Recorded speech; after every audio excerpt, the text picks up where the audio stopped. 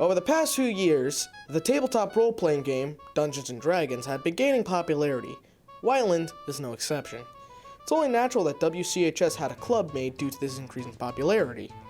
In Dungeons & Dragons, you need a Dungeon Master to run the game, and Brian Vanderveen has taken up that role, running an old-school game of D&D. When I saw that there was kind of a resurgence in the last couple years, the last year and a half or two, of people who wanted to do it, students who wanted to do it, I thought there's like students who have nothing to do at school outside, you know, they don't have a lot of activities or stuff, but they would like this, so I thought, well, I'll see. I still had all my old books and resources.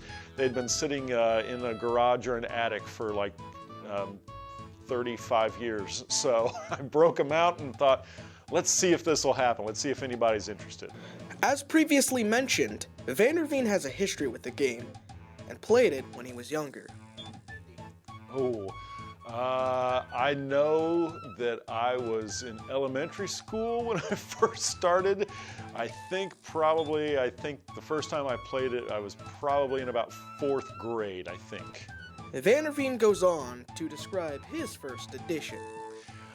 First was D&D Basic in the red book, the little red booklet. Yeah.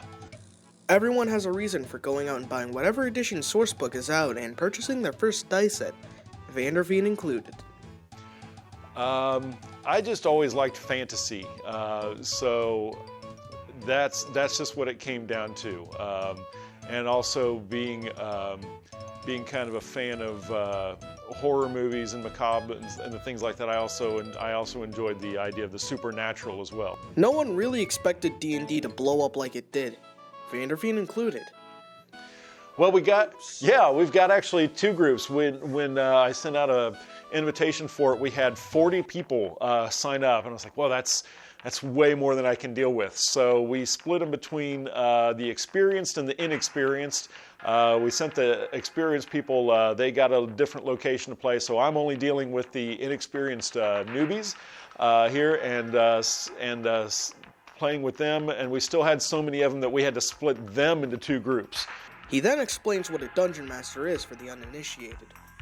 So basically, it is your job to run the universe that the players are in. So you see to it that things happen to them, that they get the information that they need, that basically you're like an omnipotent God who just runs everything around them.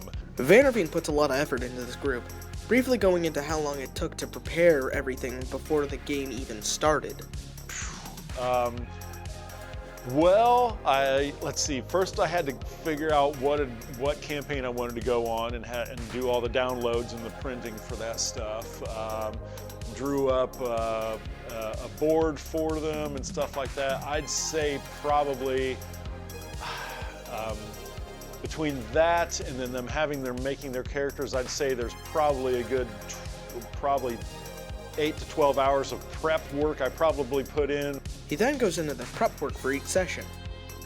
I feel like I kind of front-loaded a lot of stuff, so basically once class ends and people start filing in, I kind of rush to get things set up. So it's probably like a 10 to 15 minute rush job to get everything set up and ready to go. But even for someone with experience, this game can be challenging. The hardest part of the game is being the Dungeon Master. And I haven't done this in a long, long time, so I'm coming back to this after a long, long time. So as soon as we started doing this, I like, oh man, I thought I was really prepared, and then I'm like, oh man, I forgot to do that. Oh, I forgot to do that. I forgot to do that. So all the things that I've forgotten to do from being the Dungeon Master, that's the hardest part. He even goes into his personal opinion on homebrew content. I don't see any problem with it. I think that's kind of up to the discretion of your Dungeon Master who's running the game if they want to allow that stuff. Finally, Vanderveen explains what makes this game different from the rest.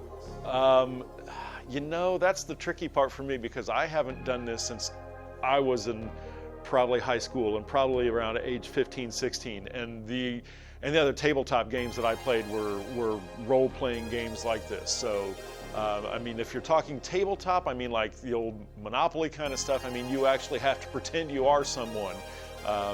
So that's the bigger deal in these role-playing games compared to a tabletop game. So you have to act. You have to get into character, and you have to act on the player side and pretend that, and sell essentially that you are someone else, and be convincing about it. I think that's the biggest distinction right there.